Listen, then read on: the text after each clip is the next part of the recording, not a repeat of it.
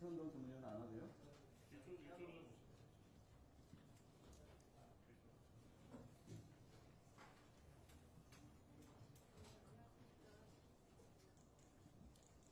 네, 안녕하십니까. 국정기획위원회 전세사기 피해 지원 신속 추진과제 관련 기자 브리핑 시작하겠습니다. 오늘 브리핑은 기획분과위원장을 맡고 계시는 박홍돈 의원과 경제2분과 이정원 의원께서 해주시고, 그리고 전세사기 투기를 국회에서 운영하고 계시는 복기왕 의원님, 염태영 의원님 같이 자리해 주셨습니다. 그리고 자문위원을 맡고 계시는 권지웅 경제2분과 자문위원도 같이 대석해 주셨습니다. 그럼 먼저 박홍근 위원장님께서 브리핑 시작해 주시겠습니다. 네, 안녕하십니까. 국정기획위원회 국정기획분과장을 맡고 있는 박홍근입니다. 이재명 정부는 신속, 실용, 성과를 강조하고 있습니다. 국민이 힘들어하고 아파하는 문제와 관련해서 국정기획위 단계에서부터 실질적으로 빠르게 체감할 수 있는 그런 과제를 찾아내고 이것을 국정과제에 반영하기 위한 노력들을 해오고 있습니다. 오늘은 서민의 재산과 보금자리를 위협하고 미래세대를 약탈하는, 아니 미래세대의 꿈과 희망까지 짓밟는 전세사기와 관련된 피해 지원 대책에 관한 신속 추진 과제에 대한 브리핑을 드리겠습니다. 2023년 6월 전세사기 특별법이 시행된 이후 정부의 지원 실적과 규모가 점차 늘어나고는 있습니다. 하지만 여전히 전세사기 피해자에게 보다 실질적인 도움이 될 수 있는 지원 대책이 필요한 상황입니다. 특히 전세사기는 청년과 서민 등을 대상으로 발생하는 민생 범죄이자 사회적 재난인 만큼 피해자 구제와 예방 방안의 보완이 시급합니다. 이에 국정기획위원회에서는 그간 전문가 의견 청취, 정부 및 전세사기 피해자 간담회 등을 통해 피해 지원 대책의 조속한 마련에 공감대를 형성하고 국정과제에 전세사기 피해 지원을 포함시키고 그 대책 중 신속한 추진으로 피해자와 국민이 체감할 수 있는 내용을 중심으로 건의하려고 합니다. 그 세부 내용은 다음과 같습니다. 첫째, 소액 임차인의 최우선 변제금 구제입니다. 현행 법령은 최초 근저당권 등의 권리 설정을 기준으로 소액 임차인을 판단하고 있어서 현실에 맞지 않다는 지적이 있었습니다. 그리고 이 법과 현실의 엇박자는 전세사기 피해자 5분의 극단적 선택을 초래하는 배경이 됐습니다. 이에 주택임대차보호법 개정안을 즉시 발의하여 소액 임차인 판단 기준을 임대차 계약 시점의 법령에 의하도록 변경함으로써 억울한 피해자를 구제할 필요가 있습니다.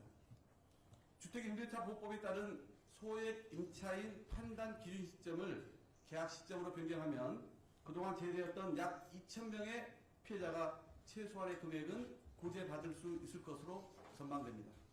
둘째, 전세사기 특별법에 따른 피해 주택 매입의 신속 추진입니다.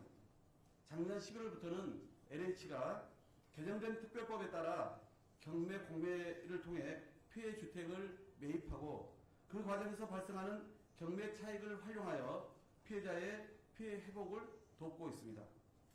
현재까지 피해 주택 1,184호를 매입하였고 피해 보증금 회복률도 약 80% 수준으로 나타나고 있습니다. 이에 피해 회복이 더 빠르게 이루어질 수 있도록 매입 속도를 더욱 높일 필요가 있습니다. 먼저 LH가 매입 준비를 완료한 피해 주택은 전국 각 지방 법원과 협의하여 경매 공매를 신속히 진행하여야 할 것입니다. 또한 건축법을 위반한 피해 주택은 지자체 심의 등이 필요하여 매입 기간이 길어지는 문제가 있었으나 매입 기간을 약 7개월에서 3개월로 단축할 수 있도록 전세사기 특별법을 개정하여 절차를 개선할 필요가 있습니다. 8월 중에 개정안을 발의하여 국회에서 조속한 심사가 이루어지기를 기대합니다. 다른 두 건의 과제에 대해서는 이정원 경제2분과 의원님께서 이어 설명드리겠습니다. 네, 국정기획위원회 경제 2분과 기획위원 이정원 국회의원입니다. 이어서 말씀드리겠습니다. 지난해 9월 전세사기 특별법을 개정함으로써 신탁사기 피해주택도 LH가 매입하고 있습니다. 매입한 피해주택을 피해자에게 지원할 수 있도록 근거가 마련된 것입니다. 하지만 신탁사기 피해주택은 통상 권리관계가 복잡합니다. 신탁사 등과 매입 조건 및 가격에 대한 협상이 필요합니다. 이에 따라서 안타깝게도 아직까지 실제 매입 사례가 없는 상황입니다. 신탁사기 관련 피해주택에 대한 권리관계 실태조사를 오는 8, 9월 중에 즉시 착수해야 합니다. 신탁사가 피해주택을 매각하는 경우 LH에게 우선 협의하도록 하는 절차를 마련해서 신탁사기 피해자를 신속하게 구제할 필요가 있습니다. 마지막으로 전세사기 특별법에 따른 피해자 결정을 신청했지만 피해자로 결정받지 못한 신청자에게 심의 결과를 상세하게 설명함으로써 전세사기 피해자 심의 과정에 대한 투명성을 높이겠습니다.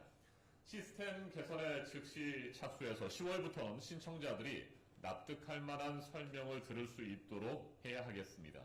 이를 통해서 기존 신청자가 부결 사유를 보완하고 피해자 결정 재신청을 함으로써 결과적으로 더 많은 피해자가 특별법에 따른 지원을 받을 수 있을 것으로 저희는 기대하고 있습니다.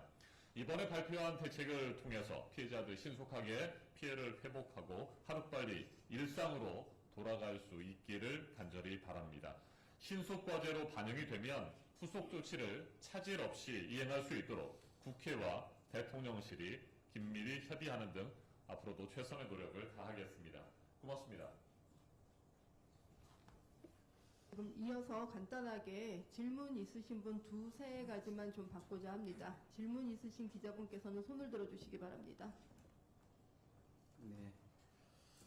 네, 질문이 좀 어려우시죠? 이 내용이 좀 복잡합니다. 저도 이 사안에 관심을 갖게 된 게 국정기획위원회 오면서 많은 분들이 특별법이 2년 전에 만들어졌음에도 불구하고 여전히 피해 사각지대가 있다. 이로 인해서 많은 분들이 스스로 극단적 선택을 하고 있다라는 마음을 전해 듣고 이 문제를 직접 경제 2분과만이 아니라 법무부 공론위원회가 관련되어서 또 마침 당에 TF가 구성되어 있어서 합동으로 저희가 그동안 이 문제를 챙겨왔던 것입니다. 다행히 그 과정에서 그동안 정부의 입장에 변화가 있었고 또 해결책을 찾을 수가 있었습니다.